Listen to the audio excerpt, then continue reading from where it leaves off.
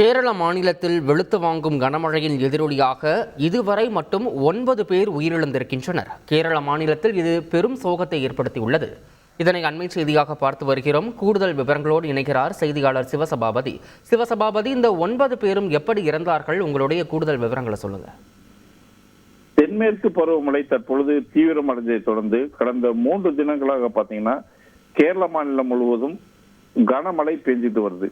இந்த பருவமழை தீவிரமடைந்ததுனால இன்னும் நாளை மற்றும் இன்றும் 4 நாட்களுக்கு இந்த மழை இருக்கக்கூடும் அப்படின்னு சொல்றாங்க.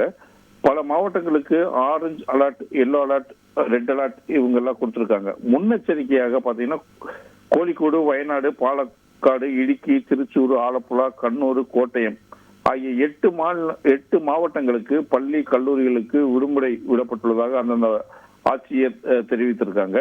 இது மட்டுமில்லாம கண்ணூர் மற்றும் கோழிக்கோடு, வயநாடு, இடுக்கி போன்ற இடங்கள் எல்லாமே நாளை கனமழை பெய்யக்கூடும் அப்படின்னு சொல்லப்பட்டிருக்கு.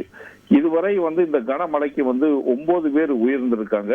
இது மட்டும் இல்லாம திருவனந்தபுரம் மற்றும் இடுக்கி, பாலக்காடு, கோழிக்கோடு போன்ற இடங்கள் எல்லாத்திலுமே பல இடங்கள் சாலைகள் துண்டிக்கப்பட்டிருக்கு. இது மட்டும் இல்லாம வீடுகள் இடிந்து தாயும் மகனும் இருந்திருக்காங்க. அதே மாதிரி கண்ணூர்ல 2 பேர் நீரில் மூழ்கி இருந்திருக்காங்க. திருவிழாவில் மற்றும் வயநாட்டுல மின்சாரம் தாக்கி 2 பேர் இருந்திருக்காங்க. கனமழை காரணமாக ஏராளமான வீடுகள் சேதமடைஞ்சிருக்கு. மலப்புறத்துல மட்டும் 35 வீடுகள் சேதமடைஞ்சது. சித்தூர் ஆற்றுல 4 பேர் மாட்டிட்டாங்க. அதாவது பாலக்காடுல இருக்க சித்தூர் ஆற்றில் 4 பேர் மாட்டிட்டாங்க. இவங்களை தீயணைப்பு படையினர் மீட்டு கொண்டு வந்திருக்காங்க. இது மட்டும் இல்லாத இடுக்கி, வயநாடு போன்ற மலைப்பாங்கான இடங்கள்ல இரவு நேரங்கள் பயணம் செய்யறதுக்கு தடை செய்யப்பட்டிருக்கு.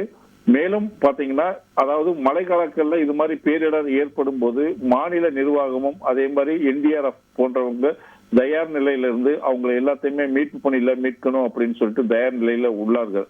இருந்தாலும் மழை அதிகமான காரணங்கள்னால பொதுமக்கள் மிகுந்த கவனத்துடன் இருக்க வேண்டும் அப்படின்னு அரசாங்கம் சொல்லியிருக்கு. தகவல்களுக்கு நன்றி சிவசபாபதி. செய்திகளை உடனுக்குடன் தெரிந்து கொள்ள உடனே சப்ஸ்கிரைப் பண்ணுங்க.